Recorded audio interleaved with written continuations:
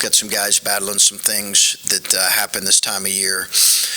Nothing of major significance, but stuff we need to monitor. Outside of that, obviously, we've got a big week in front of us with a good Wisconsin team who has had some great wins on the season and had a significant injury that during this previous stretch. But Tyler Wall's back. They're tough. They've got a dynamic guard. They're well coached, and will be a fun challenge here on Thursday night. Questions? Yeah, Chris, we've talked about this. You lose EJ, you lose Malachi, you bring in 3 or 4 really good guys. But what's the expectation, you've done this a while, of the evolution of those guys really making large-scale impact? Talking about our freshmen? Yes, because you've got one that has. Yes. And I don't know if that's, if you bring 4 guys in, you expect one maybe, I don't know. Yeah. I think what we're seeing with a few of those guys, Rob, is those guys really beginning to make, it's not like they haven't made impacts, but Felix's impact during the Iowa game, during the Indiana game was significant. It's not been the only game, but I think if you watch us closely, you're seeing what he can be, and he's already impacted us at this level. In some ways, maybe even more so than we anticipated, but his defensive impact has been significant. He was our best guy on Trace the other night. Roddy has had really good moments here in this last stretch. Bruce was the one that was probably most consistent earliest, and I think he's fighting his way through kind of the freshman wall a little bit. And then obviously Bryce's scoring has been phenomenal during this stretch. So really pleased with all 4 of those guys. They just have come at a different pace in terms of their impact. 6 months ago, we give you truth, sir. Is this about what you thought this team would be? Maybe a little underwhelming, if you could go back and say, given the changes, given the transfers, and given the gelling of a team? Yeah, it's a good question.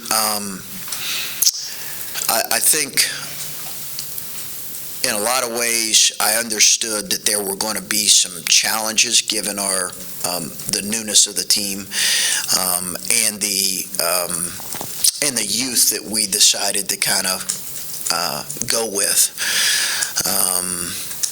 But obviously, you're disappointed with the first round of Big Ten games, and I think there have been some moments where we've had an opportunity to capitalize, and we just haven't been able to do that. But certainly, you go into a season like this, and you do understand that, like any team, but particularly one that was the makeup of ours, was going to have some challenges. And Justice misses a year. How much ultimately do you think that has an effect on a player, any player, when you really aren't here for that? Well, I think it affects him for sure. He probably wouldn't want to use it as an excuse, but I think it affects him, because he had a sit-out year when he got here, back when guys had to sit out, and then he had the year of last year of his foot or of his groin area. So there's no question that that's affected him, but Justice is in control of finishing this as well as he can finish it, and he's got to continue to elevate his play, his leadership, his motor, and those are the things we're challenging him with. Coach, you talked about the expectations for this team and kind of figuring that out, not knowing exactly maybe what those would be coming into the year with the youth and everything like that. But just in the final 10-game stretch, is there a bar or something that would constitute kind of a success for you in this last stretch in your mind? Yeah, I wouldn't, sitting 11 games that are guaranteed right now, I wouldn't want to necessarily put a number on that, because I think you can get lost in the macro and in the big picture of things. I think right now, I can tell you that we want to improve in specific areas like rebounding and a few other areas. But right now, obviously, as I mentioned, we're it's hard not to be disappointed with the first 10 games of league play. So our challenge is, let's finish this, obviously in a way we feel good about. What specifically that looks like, I'm not really interested in getting into. What I do want to focus on is just improving in those specific areas that we need to improve in. You mentioned rebounding. I wonder what are the other big areas that maybe, from comparing what you guys did before January to, after that first game in January, what you see as the biggest things? I think continued ball movement. Offensively, the ball's got to move more, and it has in stretches.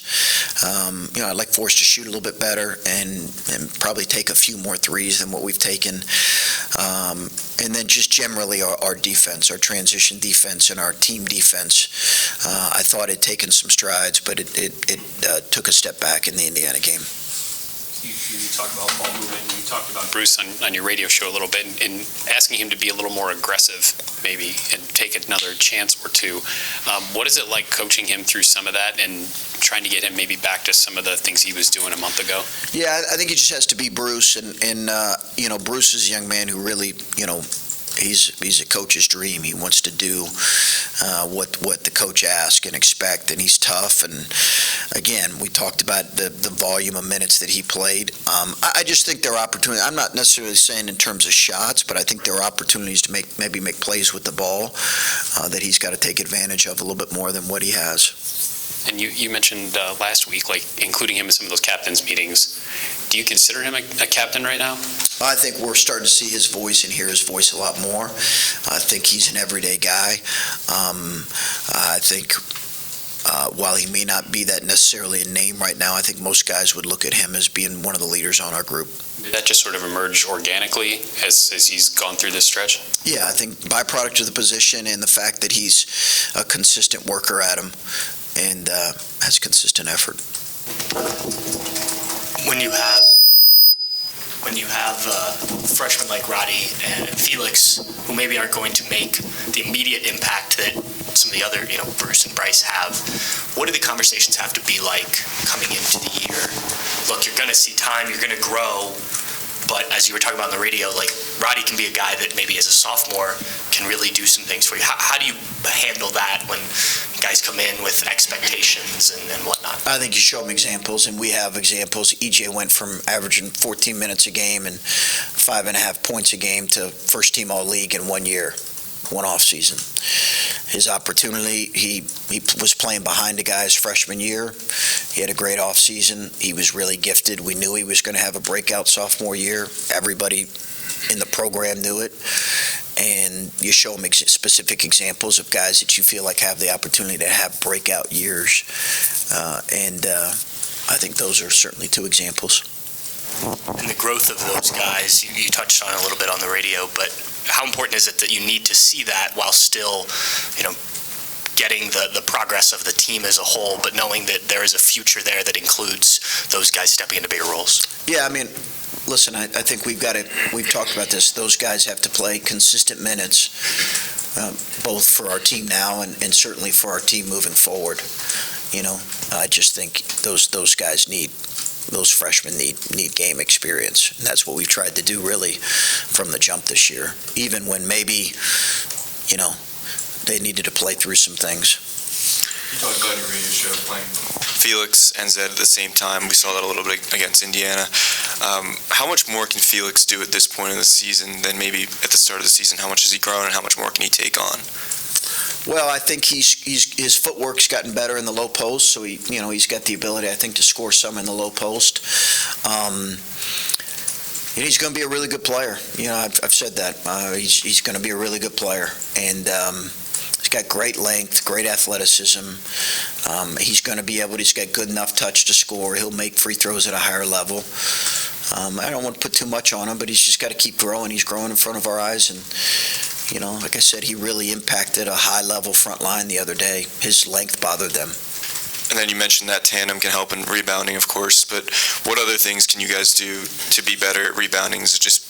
Yeah, I mean, we have to keep working on it. I mean, we've probably worked on it more than we ever have. We've got to keep working on it, and somehow I've got to get through to him at a higher level on how important that is. So I do think, again, that Zed-Felix combination may not be something we see as much this year, but it'll certainly be something we do moving forward. Yeah, I was going to ask about Felix as well. Just has he gotten to the point where perhaps you even consider going to a straight rotation of give me your best 3 minutes and get out? And maybe would that help Zed, who's so injury prone that 25, 30 minutes a game is driving him into the ground, that if he only had to play 20 minutes a game, the best 3 and 4 minute dollops, maybe you get something out of both of them. So you're saying plays? Rotate them. Oh, rotate them. Yeah, every 3 minutes you're saying. Yeah, we've done that in certain games, Steve, and I think we could look at it for sure. I think foul trouble sometimes hinders that. Where you can maybe do that to start the game, but it's hard to do that when somebody has 2 fouls. But we have looked at that because in Zed's case, he can get tired pretty quickly. On Tanner Holden, it seems like his season is in need of a restart after not playing much there at Indiana. Just what were the hopes of him coming in, and what kind of led to the point where he just didn't make the cut the other night? I don't know what can be done to kind of get him going to where he's making the kind of positive contributions he made on an NCAA team a year ago.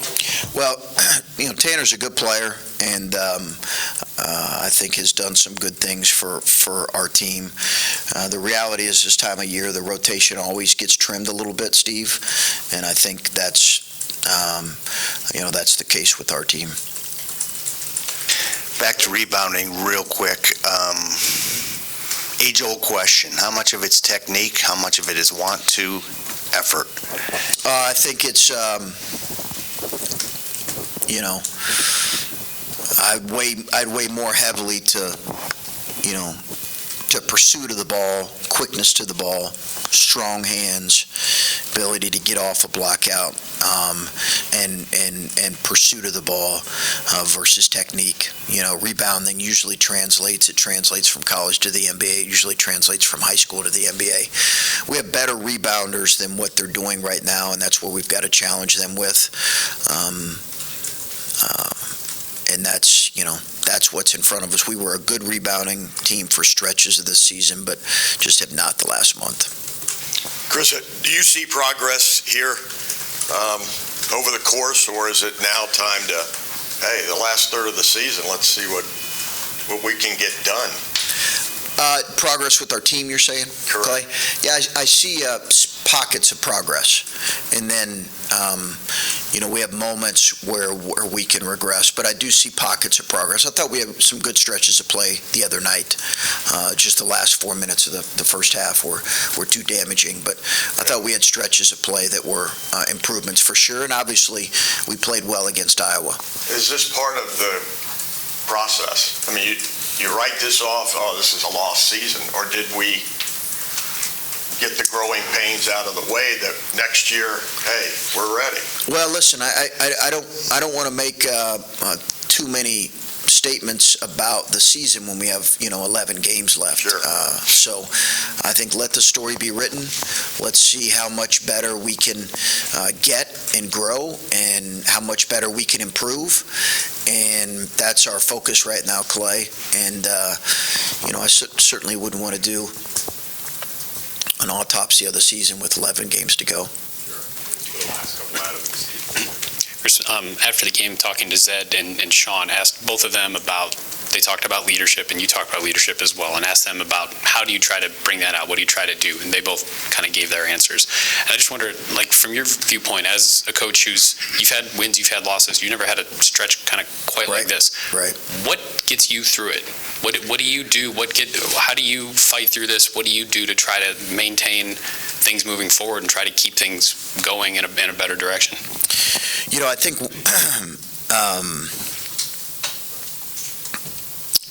listen, it's certainly been a hard stretch, but I think when you're in a position like this, the reality is when you go through something difficult, you have, a couple different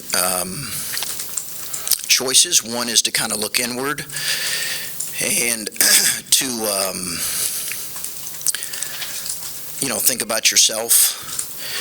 And the reality is there's a lot of people that are impacted, and that's my responsibility right now, is our staff and our players, and making sure they're thinking the right way, and that they are being encouraged and yet challenged and held accountable in the right way. And that's really my focus, because I think right now I think when you're in any type of leadership position, and when you go through something as challenging as what we're going through, the answer is to not look more inward. It's to find ways to give more and think of others, and that's what we're trying to do. It's what I'm trying to do. I'm not sure I'm great at it, but it's what I'm trying to do. Wisconsin's kind of scuffling a little bit, same maybe as you guys are. Just their defense is kind of their calling card. It was 20-16 the other day when they played Illinois at halftime. Yeah. Just the word Wisconsin and guard and their style of play, what comes to mind, I guess? They played a little bit faster last year, and I as I'm studying them here, I'll learn more. I think their injury was significant for them during this stretch, Steve, because he's such an important player for them, Tyler Wall. But listen, I think they're a team that's always going to be disciplined, that's always going to be really hard to score on, that's always going to be a low turnover team, and I think they obviously had a tremendous backcourt last year, and one of those players is returning. But they're always a really disciplined, focused team. They have a lot to play for. We have a lot to play for. It should be a great Big Ten matchup. This style of play thing comes up from time to time, and Rutgers is known for its defense. Is it entirely legal that a half ends 20-16, or are there illegal things being done defensively during the course of the game? I mean, is there too much contact away from the ball? What is restricting scoring in these games to this degree? Yeah, I'd have to. I know every team's different. No, I'd have to look at that game specifically to maybe give you a better answer on that. Do I think that the game is too physical at times? I do. I think it sometimes is not called maybe as consistently from game to game, and maybe that's part of it. But also, it's some teams are a little bit more deliberate in how they attack, and our tempo and our pace has been a little bit faster this year. We've tried to play a little bit faster. I think the reality is this time of year, you got to remember too that they had just played each other like a week and a half ago or 2 weeks ago. So imagine you pour hours and hours of preparation into the first game. Well, then you play them 10 days later. You got a pretty good feel for it, and I think that impacts offense. Anything else? All right, thanks. Thanks, guys.